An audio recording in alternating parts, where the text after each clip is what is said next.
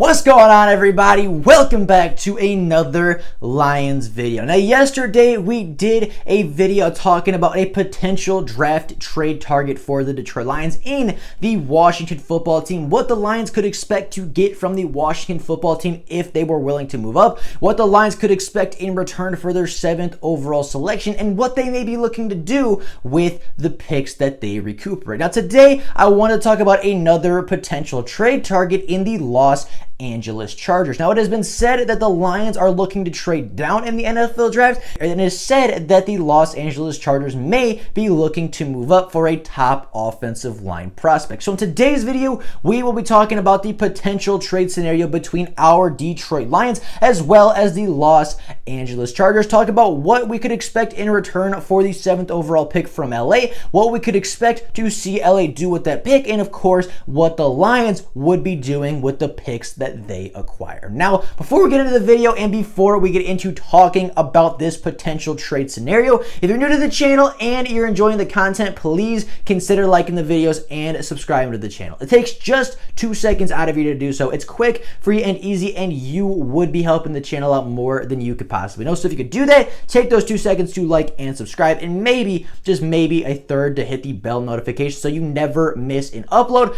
I'd be greatly appreciative for it. But with all that being said, with all that out of the way, let's get right into this potential trading scenario between our Detroit Lions and the Los Angeles Chargers.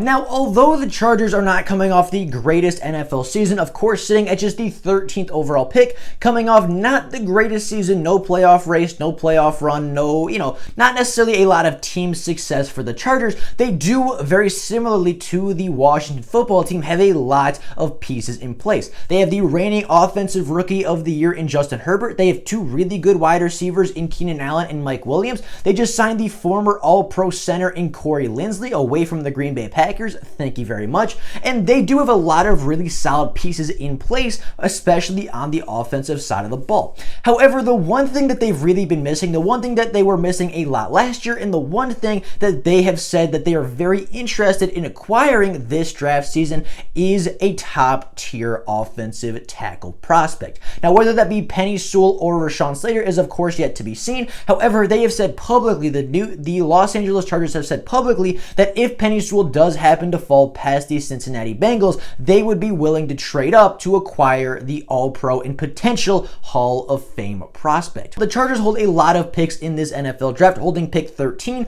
47, 77, 97, 118, 159, 185, 198, as well as 241, along with all 7 of their draft picks for the 2022 class. Now, I think there are 2 very different scenarios here for the Los Angeles Chargers. Those 2 scenarios, of course, being whether Penei Sewell falls to the 7th overall spot and whether Penei Sewell does not fall to the 7th overall spot. So today we're going to be going over both of those scenarios. Today we're going to be going over both what we could receive if Sewell falls to the Lions at 7, what we could potentially get in a trade up, as well as what we could see if Sewell is gone and the Chargers potentially look to trade up for Rashawn Slater. So if Penei Sewell does happen to fall, if by some miracle Penei Sewell falls to the 7th overall pick, number one, I would want the Lions to take him. I would not want the Lions to trade back in this scenario. However, the Chargers have said, and they have implied, that they will be very willing to give up a lot of draft capital to move up to the 7th overall pick, especially if Sewell is there. Now, to move up those spots, of course, that would be them moving up, I believe, 6 spots in this NFL draft, if my math is correct. That would be them moving up 6 spots in the draft, which doesn't seem like a lot. However, that is moving from an early teen selection to somewhere in the top 10. Now, if Sewell does happen to fall, if the generational offensive line prospect does happen to be at 7, I think the Lions could expect to see the 13th overall pick, the 47th overall pick, the 77th overall pick, the 2022 first first round pick as well as a 2022 third round pick, if not even more value. Penei Sewell is a generational talent. Penei Sewell is my favorite offensive tackle prospect in this draft. The Lions, I think, would be very stupid to pass up on him without an absolute haul in draft picks. So if the Chargers are really dedicated to getting Penei Sewell, I think the Lions need to hold them to every penny and every dime that they can get out of the Chargers organization. And I think the Chargers, especially with them saying that they've been very interested in the fact that Sewell may fall to 7, they could be looking to give up even more than they otherwise would if any other prospect were to land there. Now, if Sewell is taken, like I believe he will be, by the Cincinnati Bengals with the 5th overall selection, I still think the Chargers could look to trade up for Rashawn Slater. Now, Rashawn Slater, of course, would get a little bit less value for the 13th overall pick. It's not the same guy as Sewell. He's not the same kind of prospect, doesn't have the same kind of hype, and doesn't seem to have the same kind of interest from the LA Chargers. However, I do think we'd still get a decent haul. I think we could still get the 13th overall pick. I think we'd still get the 77th pick, and I think we would still get the 2022 first round pick. I think we see something very similar to what we talked about with Washington, getting the first, getting a future first, as well as their current 3rd round selection. Now, of course, they would not be moving up as far as the Washington football team. However, I do think if the Chargers do really want their offensive tackle, if they really view Slater as a guy that can be a full-time starting caliber player, I don't think they're going to hesitate to move up and get a guy to protect the reigning offensive rookie of the year. In the 13 range, if Sewell is the player to go, if Sewell does fall to 7 and the Lions do trade the pick away, I think at 13, you could potentially still be looking to take Rashawn Slater. I think there's a scenario where he does fall to the 13th overall selection and the Lions could get extremely lucky, get all that trade back value, get all those trades, get all those picks, and still somehow end up with the 2nd best offensive tackle in the class. But if not, I think Devontae Smith could potentially fall to 13. I do actually see him falling a little bit in the draft. That's your beginning of your Jeremiah Owusu-Koramoah range, and that's your potential Micah Parsons range as well, depending on how you feel about the Penn State linebacker. Now, if Slater is the guy to go at 7, if Slater is the guy that the Chargers end up trading up for,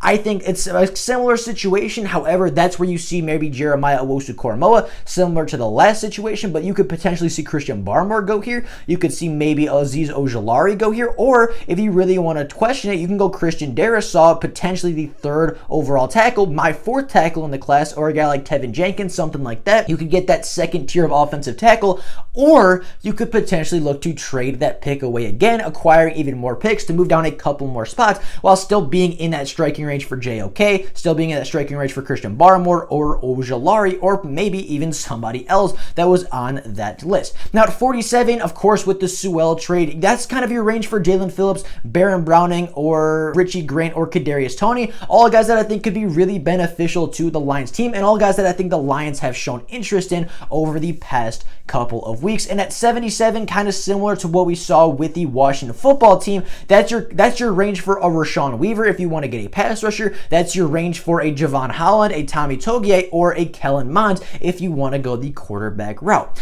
Now, I think especially if Sewell does fall to the 7th overall pick, I don't know how that's going to trade. I don't know how that scenario is going to play out, and I don't know how to feel about that scenario, because as much as I love Penei Sewell, as much as I think he would transform this offensive line, I also think that all of that draft capital would be a lot to pass up on, especially with a potential ability to still get Slater at 13, or still get a top linebacker, or still get a relatively decent tackle with that 13th overall selection. It would be a very tough choice for the Lions to make. However, I do think it is one that the Lions would end up taking in the end. Of course, you could even see more than that. We saw the 49ers give up 3 first-round picks as well as a 3rd-round pick to move up 9 spots from 12 to 3. So, I mean, you look at that, you look at some other trades throughout history, there could be even more value in that trade that the Lions could get out of it. However, that is kind of a range where I see the pick going, and that's kind of the range and that's kind of the value I have for the 7th overall pick, depending on which player the Chargers potentially trade up for. Now, this could be one of the better trades for the Detroit Lions. This is one of the more exciting trades. This is one of the better trades I see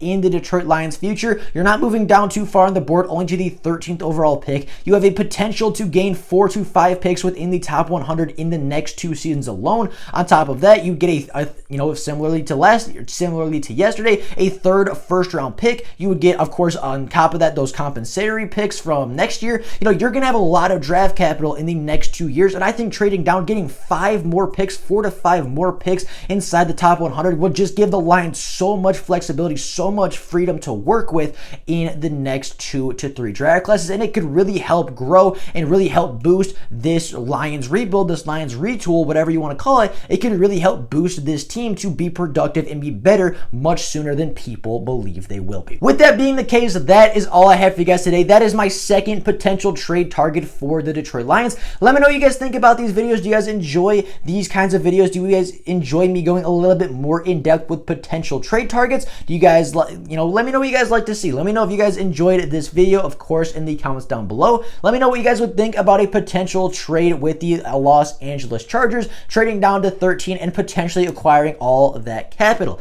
But with that being the case, and with all of that being said, that is all I have for you guys today. Of course, as I said, let me know down in the comments what you think about the video and what you think about the trading scenarios, either being with the Sewell pick or the Rashawn Slater trade. With that being the case, though, that's all I got for you guys today. Thank you all so very much for watching the video. If there's Lions news or rumors to come out in the next couple of days, of course, I will make another video talking about it. But until then, that is all I got for you guys right now. Thank you all so very much for watching the video, and until next time, and as always, go Lions.